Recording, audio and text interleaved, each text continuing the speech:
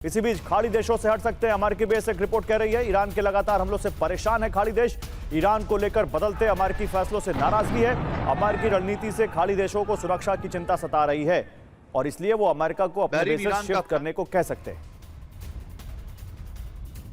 तो खाड़ी देशों में गुस्सा, ट्रंप पर नहीं भरोसा। ये देखिए जरा, बड़ा इंटरेस्टिंग है। ईरान को लेकर ट्रंप की बदलती रणनीति से नाराज हैं खाड़ी देश। कई खाड़ी देशों का ट्रंप प्रशासन पर भरोसा खत्म हो चुका है। सऊदी, यूएई, बहरीन, कतर और कुवैत के अधिकारी नाराज हैं। कई अधिकारियों का मानना है ट्रंप ने युद्ध शुरू किया और खाड़ी देश खामियाजा भुगत रहे हैं। कई खाड़ी देश यूएस सैन्य बेस की मेजबानी खत्म करने पर विचार कर रहे हैं।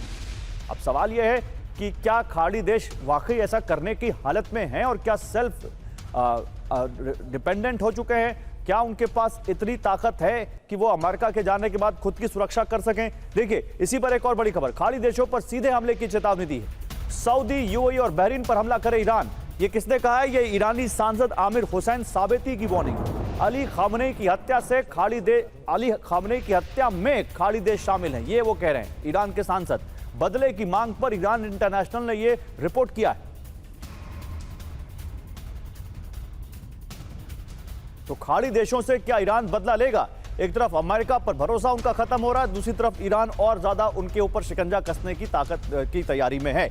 ईरानी सांसद आमिर हुसैन साबेती ने एक बड़ी चेतावनी दी है। खाड़ी देशों के शासकों को बदले का निशाना बनाया जाए। अली खामनेई की हत्या में शामिल देशों पर हमला हो। अमेरिकी बेस वाले खाड़ी देशों के शासकों पर हमले हों।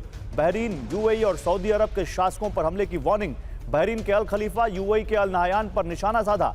सऊदी अरब के अल सऊद शासक परिवार से बदला लेने की मांग की। अब सवाल यह है कि क्या वाकई ईरान भी ऐसा कुछ करेगा? प्रोफेसर राजन, जरा इस कॉम्प्लेक्स सिचुएशन को जरा थोड़ा सरल कीजिए हमारे दर्शकों के लिए। एक तरफ खाड़ी देश बेचारे अलग परेशान हैं कि अमेरिका का बेस अब रखे ना रखे, ऊपर से ईरान और उनके ऊपर प्रेशर डाल रहा है। खाड़ी देशों की स्थिति क्या है इस वक्त?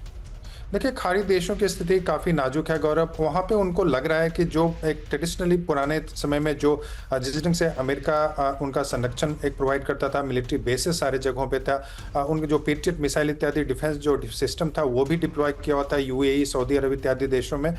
तो उनको लग रहा है कि भविष्य में ऐसा अमेरिका नहीं कर पाएगा और इसी कारण से आपने एक पहला बहुत बड़ा उसका एग्जाम्पल देखा कि आपने मक्का एकॉर्ड जो हुआ है जिसमें सऊदी अरब, टर्की और पाकिस्तान जो साथ में है, उसका सबसे प्रमुख कारण था कि सऊदी को डर लगता है कि अमेरिका वह नहीं कर पाएगा, उनको नहीं बचा पाएगा जैसे कि पहले वो बचा पा रहा था। तो इस कारण से वहाँ पे काफ़ी खलबली है। और मैं बता दूं कि ये सारे देश चूंकि इतने छोटे छोटे देश हैं, ईरान की तुलना में काफ़ी कमज़ोर भी हैं, तो उनको नहीं लगता है कि वो बचा पाएंगे। उनको यह भी लगता है कि ईरान हमला जिस ढंग से वो एक्सपेक्ट नहीं कर रहे थे कि हमला करेगा, लेकिन जिस ढंग से हमले कर रहे हैं वहाँ पे उन पर दूसरा भी दबाव है, क्योंकि उनकी जो जनता, चूंकि ये सारे राजशाही देश हैं, कोई पॉपुलर डेमोक्रेटिकली इलेक्टेड यहाँ पे लीडर्स नहीं है। जो कह रहे हैं उसमें मेरा एक सप्लीमेंट्री क्वेश्चन है और वो स्पेसिफिक सऊदी अरब और वो इस्लामिक नेटो जिसका आपने रेफरेंस दिया उसके ऊपर है।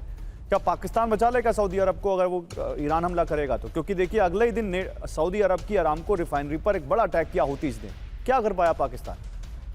जी देखिए, ये अभी वो संधि एक शुरुआत के रूप में देखे जिसमें कि अमेरिकन इन्फ्लुएंस कम होता जा रहा है और सऊदी अरब जैसे देश को लग रहा है कि दूसरे देश एक तो इजराइल अटैक कर सकता है और दूसरा कि भविष्य में ईरान भी अटैक कर सकता है। तो वैसे में ये अभी जो युद्ध देखा जा रहा है ईरान और अमेरिका के बीच में देखा जा रहा है, लेकिन कल के समय अगर अमेरिका वहां पर नहीं होता, ईरान सीधा मान लीजिए अटैक करने की कोशिश करता है सऊदी अरब पे, तो वैसे में निश्चित रूप से मैं बता रहा हूँ कि पाकिस्तान और टर्की उसको सपोर्ट करेगा। लेकिन इस युद्ध को चूंकि अमेरिका और ईरान के बीच में देखा जा रहा है, तो इसमें ये सीधे ना तो टर्की जो कि नाटो का मेंबर है उसमें शामिल नहीं होगा, सऊदी पर हो रहा है और देखा जा रहा है अमेरिका वर्सेस ईरान। बड़ा कॉम्प्लेक्स है सर, मैं आता हूं आपके पास। लेकिन इसी बीच ईरान और कतर में चरम पर हो तनाव। ये भी देखिए, एक और खाड़ी देश जो ईरान के साथ तनाव जहां बढ़ गया है। कतर की कैद में ईरान के 3 पायलट, ये रिपोर्ट कह रही है। क्रैश सुखोई 24 जेट के पायलट को कतर ने बंधक बनाया।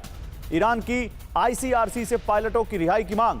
ईरान के दावों पर टाइम्स ऑफ इजराइल की रिपोर्ट।